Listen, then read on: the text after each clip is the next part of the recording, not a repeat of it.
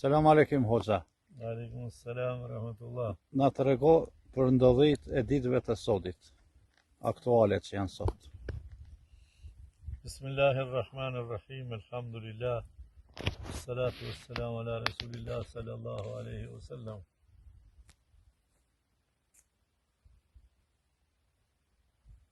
Ma aktuale ditëve tona janë do gjërat të cilat I ka përmend pejgamberi jon alaihi salatu wassalam. Ka thonë prej shenjave të kiametit ka me qenë kethret zelazil vel fejdanat vë kethret talak.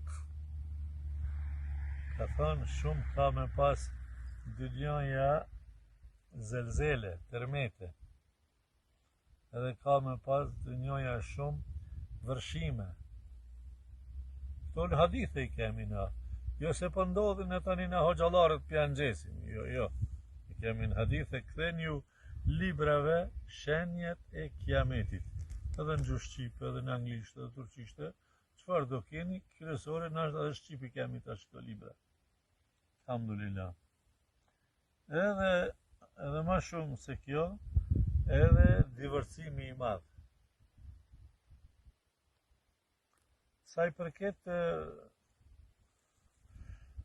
zelzeleve, veç ma I fundit që ishte e pat vet, ishte ma I fundit, edhe I madh ishte I masës së Richterit 7 gradë në Maroko, ku humbën jetën mbi 3.000 vet, e mbi 6.000 ndoshta morën lëndime të ndryshme. Edhe zelzelet nuk dalin, domethënë para saj keni zelzele në Greqi, pat zelzele në Iran, vitin e kaluar që një vjetë suba zelzelja madhe keni në Turqi, në lindjet e Turqisë, e kështu më radhë. Dhe tash këta studiust e zelzeleve, apo studiust e tërmeteve, po flasin që bregu I Mesdheut, sidomos jugore, jugut poshtë, ajo pjesa afrikane, her pas here ka me kenë në ndikimin e zelzeleve apo të tërmetit. Allah na ruajt inshallah taala. Allahu edhe në Kur'anin famlar tregon që zelzelja është prej shenjave të kiametit. Bismillahirrahmanirrahim. Idha zulzilatil ardu zilzalaha. Kur toka të bëjë zelzele, dridhje të madhe. Idha zulzilatil ardu zilzalaha. Wa akhrajatil ardu athqalaha. Kur toka kretë mbrëndin barkun e saj që ka e qet jashtë.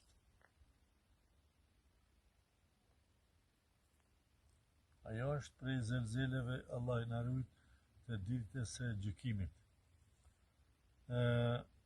Zelzelet prej anës Allahut subhanahu wa taala që vinë, Allah I na ruajt, po pejgamberi ka tregue edhe kretë çka ka tregue që janë hak.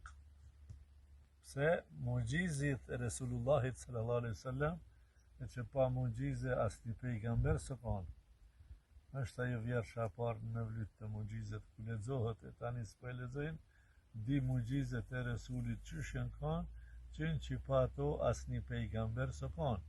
E na prej mugjizeve apo mrekullive që ka tregu pejgamberi se çka do të ndodhin të ardhmen, kjo është inspirim dhe njoftim prej anës Allahut xhalla xhelalu se çka do të ndodhë. E dyta, vërshimet. Edhe vërshimet janë prej ushtrisë Allahut xhalla xhelalu. Sikur që është tërmeti, është edhe Allah I na ruajt, Allahu nëse do një popull me dënue, me ndeshkue, me bo azab, ja qënë zelzelet. E tani, a mshiron, a se mshiron, kush e meriton, kush se meriton, aty na nuk e di.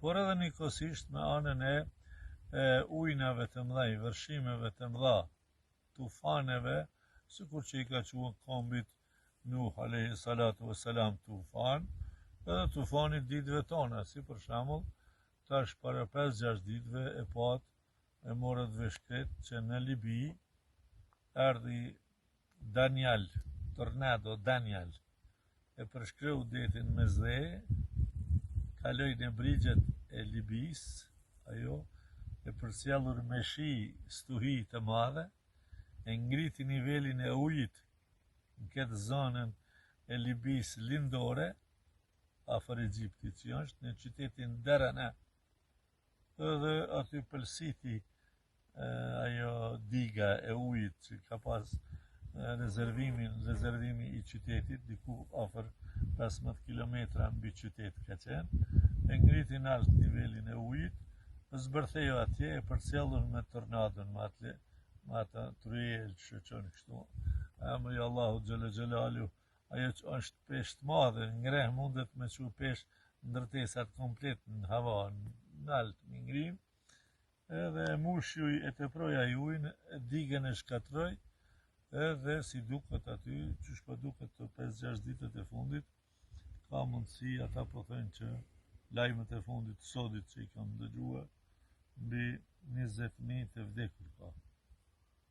Se ka ardhë ujë madh, edhe ai ujë madh s'ka prit, si ka dhona afat me prit prej makines, me ik me makinë, me shku prej autobusit, jo, ka ardhë ujë madh 13 km, 15 km, nalësia e ujit ka arritur katin e 4 të ndërtesës, trashësia e ujit, nalësia e ujit, në Derana ka arrit katin e 4 të ndërtesës, të më thënë 4 katë banimi,